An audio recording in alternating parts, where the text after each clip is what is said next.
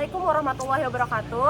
Kami dari kelompok 4, di sini kami ingin mewawancarai seorang narasumber yang bernama Kak Sofi Hikmatudini. Nah, Kak Sofi ini merupakan seorang ahli di bidang medis. Nah, sebelumnya beliau pernah bekerja sebagai analisis laboratorium dari bulan Juni 2021 sampai bulan Juli 2024. Sebelum kami mewawancarai Kak Sofi, izinkan kami terlebih dahulu untuk memperkenalkan diri dengan saya sendiri, Rosa Angelika, dan rekan saya Zahra Nafia, Dia Ayu Rahmawati, Brenda Afifah, Yusriana Megantari, Muhammad Eka Kamil, Noval Faiz. dan ada rekan kami yang terakhir yang belum bisa hadir, yaitu Muhammad Iqbal Fajar. Halo Kak, selamat pagi. Saya Rosa, saya mahasiswa Unindra. Di sini saya ingin mewawancarai kakak, tapi sebelum kami mewawancarai, kami ingin berterima kasih kepada kakak yang sudah bersedia untuk diwawancarai. Sebelum kakak menjawab pertanyaan kami, boleh saya tanya tentang nama kakak dan biografi atau profesi kakak sebelumnya di dunia medis? Terima kasih Kak Rosa. Salam kenal ya Kak, aku Kak Sofi ya, pernah bekerja di klinik Indonesia kita ya, sebagai analis ya, untuk analisis sampel, beberapa sampel tentang urin, darah kayak gitu, yang jenis pemeriksaannya terkait sama kasus yang kakak bahas. Oh, baik, di sini langsung aja ya Kak, pertanyaan pertama akan ditanyakan oleh teman saya Zara. Selanjutnya saya akan menanyakan tentang apa manfaat narkoba dalam dunia medis selain sebagai menghilangkan penyakit. Ya, jadi kalau manfaat narkotika itu di dunia medis itu sebagai penenang ya, itu sebagai penenang di mana itu harus pakai resep dokter. Selanjutnya, mengapa narkoba bisa menyebabkan ketergantungan secara medis? Ya karena narkoba itu kan nagih ya, kayak misalkan kalian udah cobain salah satu golongan narkoba, kan banyak kan golongan narkoba ya, itu nggak bisa satu kali aja, tapi itu udah langsung psikisnya tuh mau lagi dan mau lagi. Terus Kak, apa dampak jangka panjang penggunaan narkoba bagi kesehatan? Ya kalau untuk dampaknya, kalau dari segi medis itu bisa buat, selain penenang ya, dia bisa juga merusak ya perkembangan otak dan juga mental. Oh iya. Terus pertanyaan selanjutnya, apa perbedaan antara terapi medis dan terapi psikososial dalam menangani pecandu narkoba? Jadi ada dua pandangan ya. Dari yang satu tadi dari mana? psikososial.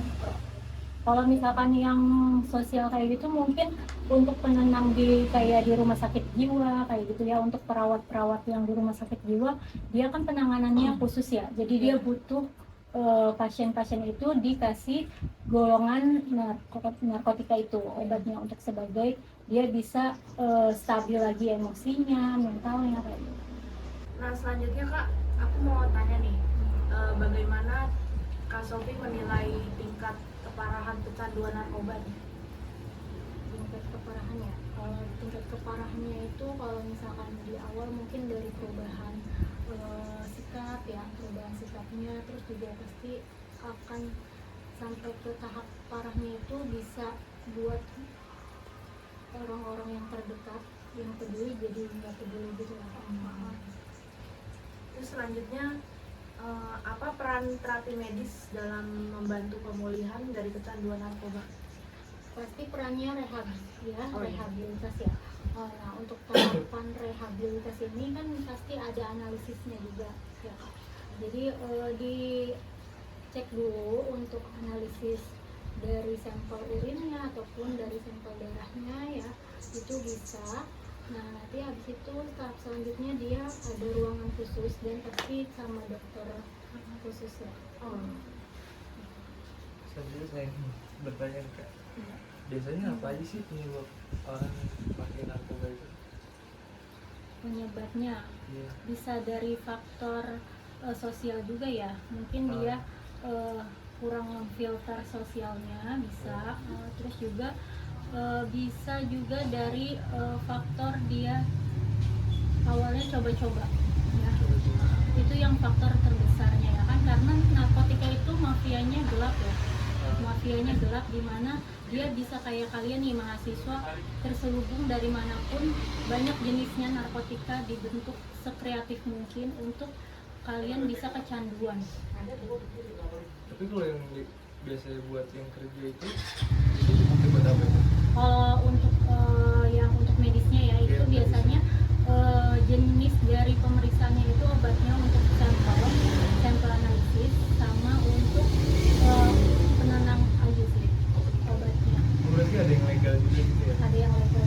Oh, di sini sama ada surat Iya, resep dokter.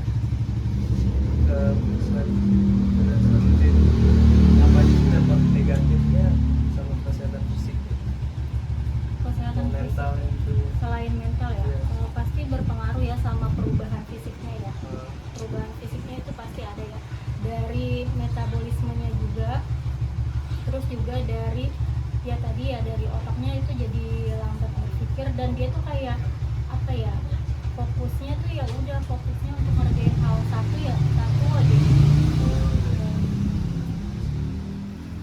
Oke. Ya. Nah, Kak, untuk selanjutnya, apakah ada perbedaan efek narkoba terhadap tubuh remaja dan orang dewasa menurut medis gitu? Ya kalau untuk zat adiktif itu kan dari usia 11 sampai 24 itu dia bisa ada penurunan kesadarannya sama ya. Nah, untuk narkotika sendiri itu bisa buat menghilangkan juga rasa nyeri kayak gitu. Untuk perbedaannya sih nggak ada ya kayaknya. Oh, jadi nggak begitu beda gitu ya, Kak? Iya. Kalau untuk pertanyaan selanjutnya, apa yang harus dilakukan jika Kak Sophie nih melihat teman atau anggota keluarga Kak Sophie menunjukkan tanda-tanda kecanduan narkoba? Ya sebaiknya segera ya cepat untuk ditanganin, kita bantu untuk rehabilitasnya, dan kita bantu untuk tetap didampingi ya ke pihak yang berwajib sih.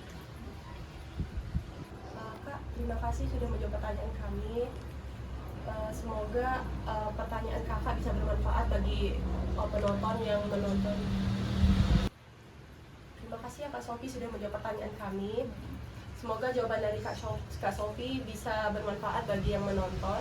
Dan terima kasih waktunya yang sudah ingin disempatkan untuk menjawab pertanyaan kami. Kak Sophie ada kata-kata ya untuk teman-teman di rumah? Boleh ya.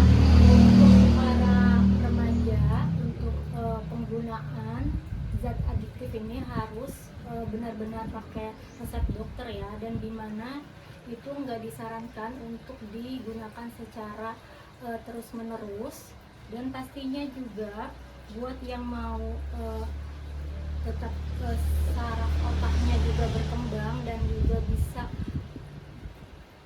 didampingi sama orang-orang terdekat untuk bersosialisasinya juga aman ya, itu boleh untuk cari circle yang memang positif ya, bukan untuk membawa kalian ke hal yang negatif. Terima kasih ya Kak Sophie atas waktunya. Kami pamit undur